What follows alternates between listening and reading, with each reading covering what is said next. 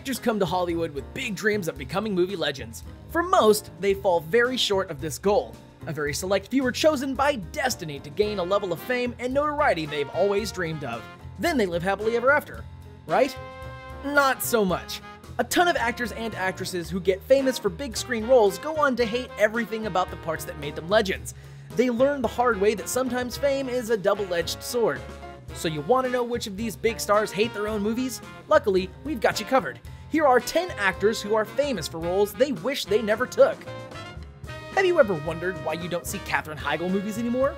Well, it's a weird thing, but when you're an actress who is extremely well known for attacking her own movies and the people she worked with, somehow others are dissuaded from working with you. Hollywood is weird. Heigl is probably one of the most outspoken actresses to badmouth her own work. She has nothing nice to say about her role in Judd Apatow's raunchy comedy, Knocked Up. She's gone on record with her thoughts that the film is sexist. While this view is certainly valid, attacking the creators of the film that arguably made you a movie star is some hardcore self-destructive behavior. Also, she signed up for a Seth Rogen and Judd Apatow movie. Did she really think that the team behind 40-Year-Old Virgin was going to deliver a feminist masterpiece? The Twilight era was one of those things that burned brightly and then burnt out. Despite it being all the craze in the last decade, the series has left almost no impact on popular culture as a whole. In the long run, it was overshadowed by the young adult franchises that became before and after. Twilight will forever be known as the movie responsible for that wave of ill-advised vampire films and TV shows and for pretty much destroying Robert Pattinson's career. Pattinson evidently regretted accepting the role fairly soon after taking it. The creepy teen heartthrob was apparently miserable to play, and the fame that accompanied it was equally so. In the time that the series faded from movie screens, Pattinson has made it clear that he regrets taking the role that made him a sex symbol for teen girls and middle-aged women. Ew. I never actually said that out loud before. I get it now, Rob. Many actresses come into Hollywood and break out big with a role that shows their incredible acting talents in a truly iconic role.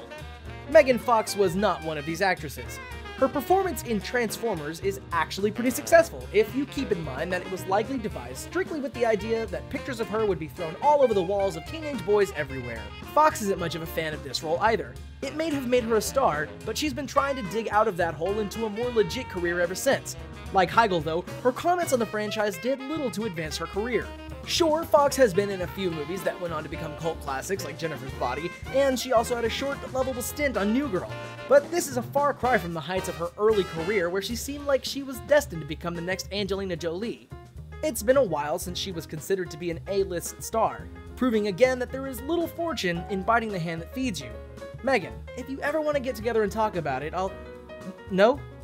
That's okay. Shia LaBeouf has become very famous for trying to end his own career in a variety of ways. Since he got famous for Transformers and the Indiana Jones I Dare Not Speak Of, he's done a series of odd art pieces in order to destroy his public image to make another, much stranger one. He wore a bag over his face that said, "I'm not famous anymore," for the premiere of Nymphomaniac. There was also a screening where he recorded his reactions to watching his own movies. He even appeared in an avant-garde music video about actual cannibal Shia LaBeouf.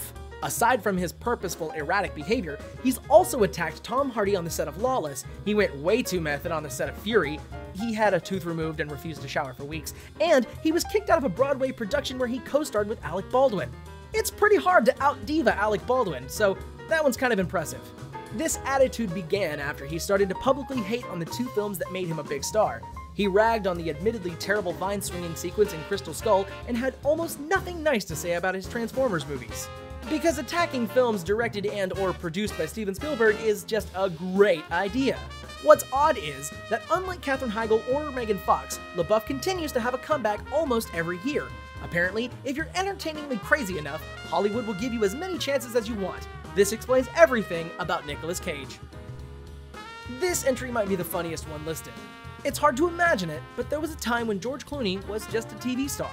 One of his big movie credits was the starring role in Batman and Robin.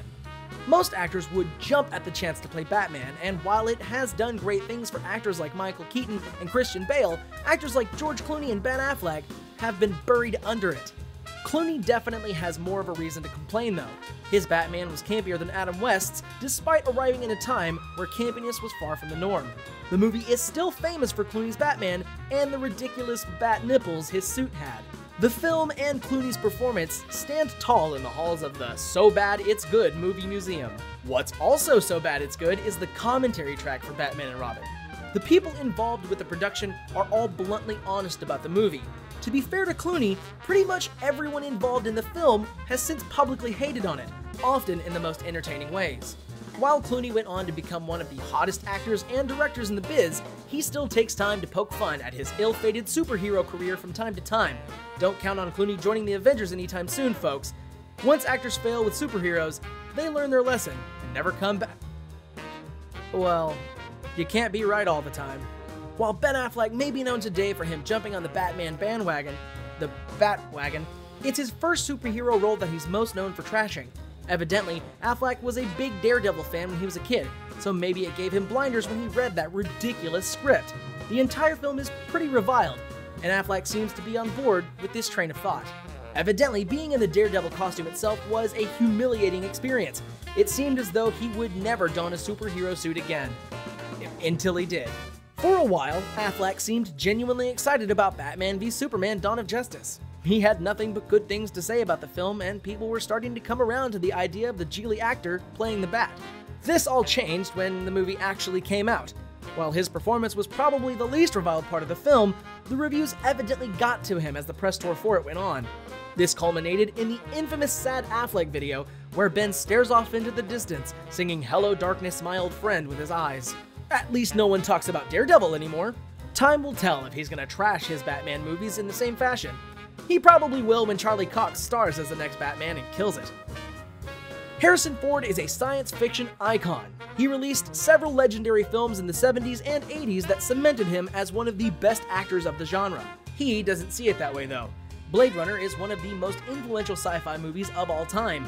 It launched the cyberpunk style from books to the big screen and has shamelessly been copied ever since. Too bad the star of the film hated making it. Few actors are as famous for hating legendary films as he is for hating this one. There are about 30,006,006 different versions of Blade Runner, so there's no telling which of these iterations Ford hates the most, or where he falls on the whole is Deckard a replicant debate. He certainly is, by the way. The unicorn, man, the unicorn! At least that's the only one of his famous roles he hates, right? No, that's right, kiddos. Harrison Ford hates Han Solo. While the rest of the world worships the galaxy's favorite rogue, Ford wants none of him. He famously wanted the character to die in Return of the Jedi, and has gone on record to say that he hates the guy. What's strange about this is that Han Solo seems right up Ford's alley.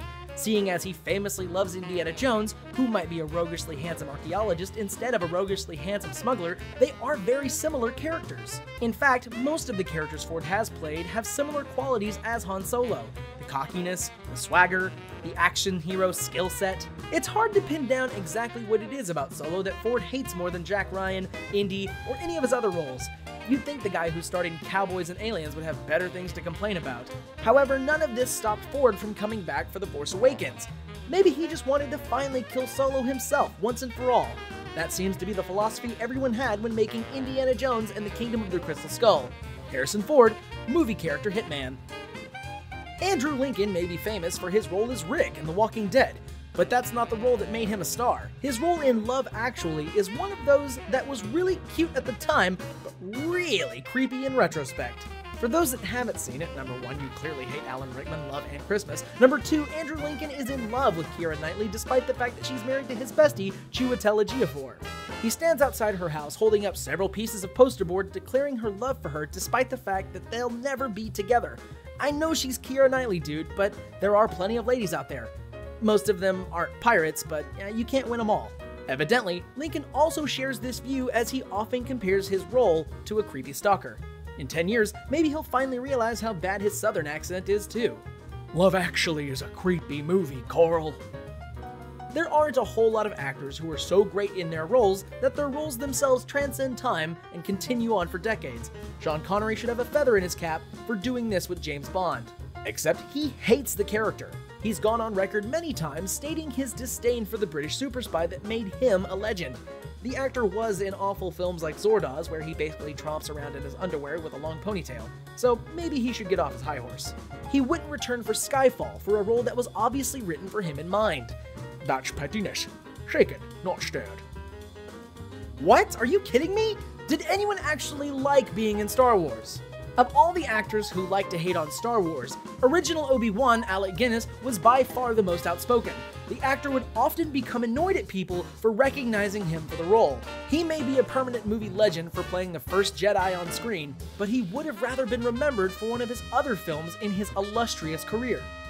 It is a bit understandable that a Shakespearean actor who was in legendary films like Bridge on the River Kwai would be annoyed at being recognized as a space wizard, but it's still sad that he was just so disconnected with how much of an impact his performance had on generations of fans. Some people just don't have the same tastes as their audience. You can't always choose what makes you a legend there, Alec. That seems to be the moral of all these stories.